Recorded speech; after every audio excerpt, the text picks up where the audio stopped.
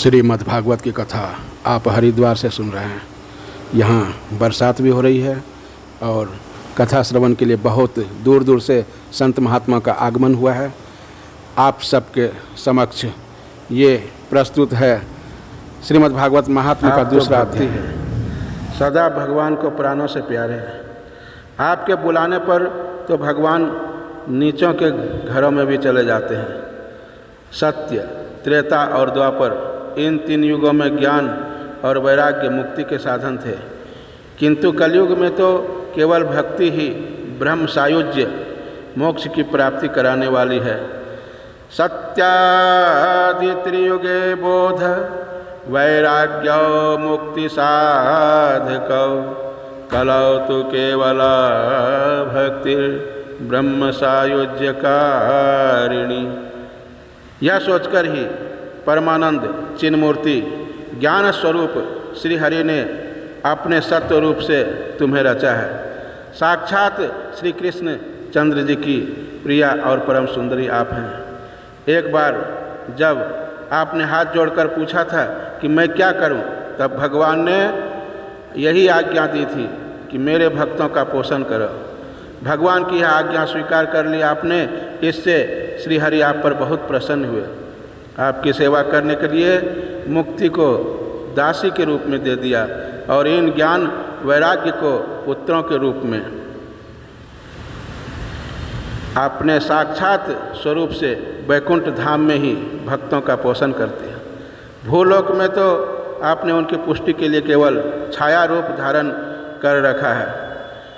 मुक्तिम ज्ञानम विरक्तिम च सहकृत्वा गता भुवि कृतादि द्वापरश्चान्तम महानंदेन संस्थिता। कलयुग में आपकी दासी मुक्ति पाखंड रोग से पीड़ित होकर क्षीण होने लगी थी, इसलिए वह तुरंत ही आपकी आज्ञा से वैकुंठ को चली गई। इस लोक में आपके स्मरण करने से ही वह आती है और फिर चली जाती है, किंतु इन ज्ञान वैराग्य को आपने पुत्र मानकर अपने पास ही रखा है। फिर भी कलयुग में इनकी उपेक्षा होने के कारण ये पुत्र उत्साहहीन और वृद्ध हो गए हैं। फिर भी आप चिंता मत करो, मैं इनके नवजीवन का उपाय सोचता हूँ। कलि के समान कोई भी युग नहीं है। कलिना सदृशः कोपि युगो नास्ति वरानने तस्मिन् त्वां स्थापयिष्यामि गेहे गेहे जने जने। कलयुग के समान कोई युग नहीं है। इस युग में तुम्हें घर घर में प्रत्येक पुरुष के हृदय में मैं स्थापित कर दूंगा। अन्य सब धर्मों को दबाकर भक्ति विषयक महोत्सवों को आगे रखकर यदि मैंने लोक में तुम्हारा प्रचार न किया तो मैं भी श्री हरि का दास नहीं। अन्य धर्मान् तिरस्कृत्य पुरस्कृत्य महोत्सवान् तदा नाहं हरेर्दासो लोके त्वां न प्रवर्तते। इस कलयुग में जो जीव आपसे युक्त होंगे वे पापी होने पर भी भगवान के श्री कृष्ण के अभय धाम को प्राप्त होंगे। बस व्रत, तीर्थ, योग, यज्ञ और ज्ञान चर्चा, बहुत से साधनों को कोई आवश्यकता नहीं। एकमात्र भक्ति ही मुक्ति देने वाली है। अलम व्रतरलम तीर्थरलम योगरलम मखः अलम ज्ञान कथा आलय अलापर भक्ति रेके व मुक्तिदा। इस प्रकार नारद जी के निर्णय हुए। अपने महात्मा को सुनकर भक्ति के सारे अंग पुष्ट हो गए और वो उनसे कहने लगी, अहो नारद धन्योऽसि प्रीतिस्ते मयि निश्चला न कदाचिन् मुञ्चामि चित्ते स्थास्यामि सर्वदा। आप धन्य हैं, आपको मुझ में निश्चल प्रीति है। मैं सदा आपके हृदय में रहूँगी, कभी आपको छोड़कर अन्यत्र नहीं जाऊँगी। सूत जी कहते हैं, भक्ति के ये वचन सुनकर नारद जी बड़ी करुणा आई और उन्हें हाथ में हिला डुलाकर जगाने लगे। वेद वेदांत घोषश्च गीता पाठैर्मुहुर्मुहुः बोध्यमानो तदा तेन कथम चित्तोत्थितो बलात्। वेदाध्वनि, वेदांत घोष और बार बार गीता का पाठ करने पर उन्हें जगाया। इससे वे जैसे तैसे बहुत जोर लगाकर उठे, किंतु आलस्य के कारण वे दोनों जम्भाई लेने रहे। नेत्र उघाड़ कर देख भी नहीं सके। उनके बाल बगुलों की तरह सफ़ेद हो गए थे। उनके अंग प्रायः सूखे काठ के समान निस्तेज और कठोर हो गए। इस प्रकार भूख प्यास के मारे अत्यंत दुर्बल होने के कारण उन्हें फिर सोते देख नारद जी को बड़ी चिंता हुई और वो सोचने लगे, अब मुझे क्या करना चाहिए। इसकी यह नींद और इससे भी बढ़कर इनकी वृद्धावस्था कैसे दूर हो। उस समय यह आकाशवाणी हुई कि मुने खेद मत करो, तुम्हारा यह उद्योग निसंदेह सफल होगा। देवर से इसके लिए तुम एक सत्कर्म करो। एतदर्थम तो सत्कर्म सुरर से तुम समाचार, सत्कर्म करो। यह आकाशवाणी वहाँ सभी को सुनाई दी, साफ साफ सुनाई दी।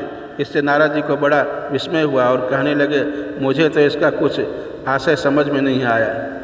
अनया आकाशवाणी अपि गोप्यत्वेन निरूपितम किं वा तत्साधनम कार्यम येन कार्यम भवेत्तयो।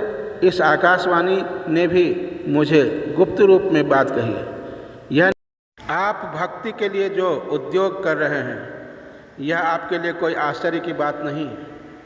भगवान के भक्त के लिए तो भक्ति को सम्यक स्थापना करना सदा उचित ही है।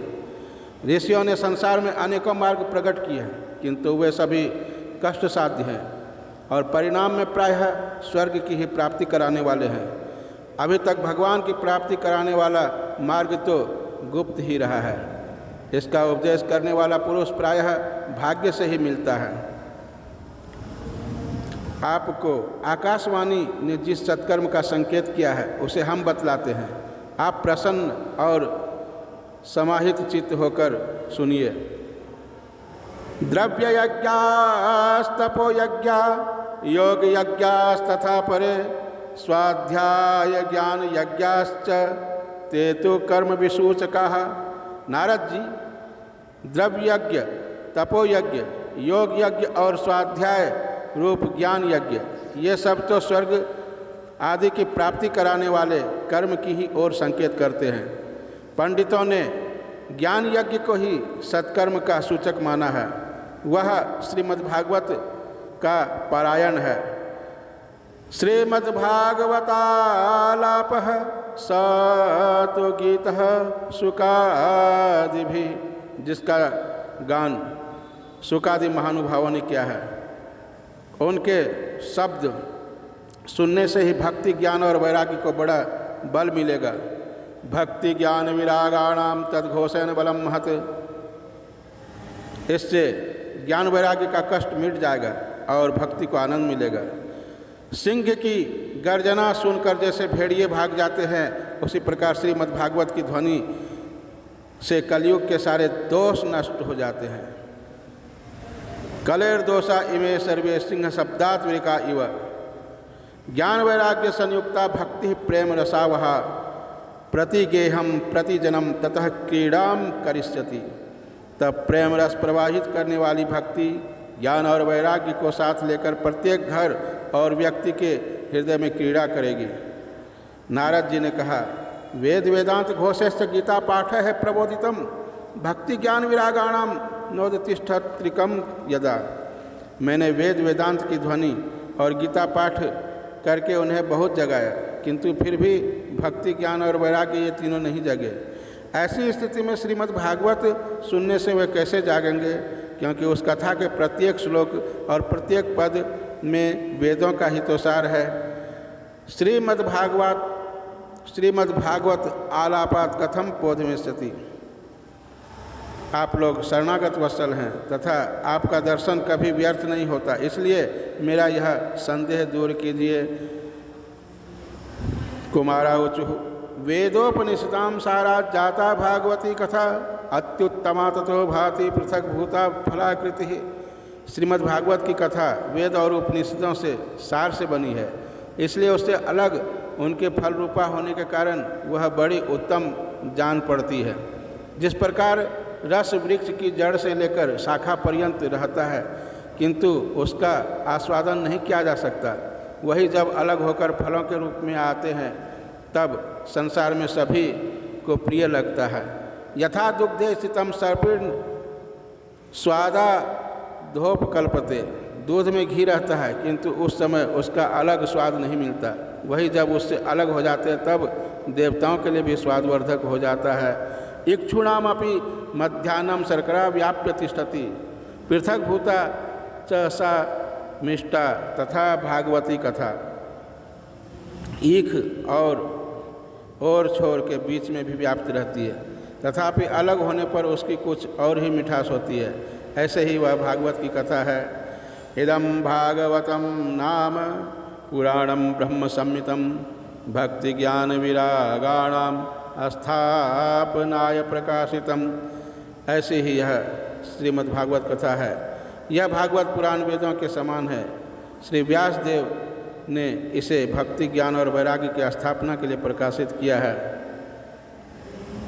जब सनत कुमारों ने इस प्रकार कहा तो नारद जी का दुख दूर हो गया और बोले, नारद जी, भाग्योदयेन बहुजन्म समर्जितेन सत्संगमं च लभते पुरुषो यदा वै।